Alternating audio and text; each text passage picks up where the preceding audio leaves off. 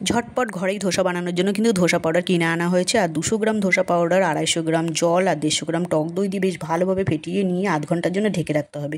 আর এর মধ্যে কোনো নুন দিতে হবে না, ধোসা পাউডারে অলরেডি নুন দেওয়াই থাকে। তারপরে কিন্তু ফ্রাইং প্যান গরম করে তেল গরম করে তার মধ্যে টমেটো, কাঁচা লঙ্কা, পেঁয়াজ স্বাদ মতো নুন দিয়ে ভালো করে ভেজে নিতে হবে। টমেটো গলে গেলে আলু সেদ্ধ দিয়ে উল্টে পাল্টে ভেজে নামিয়ে নিতে হবে একটা প্লেটে।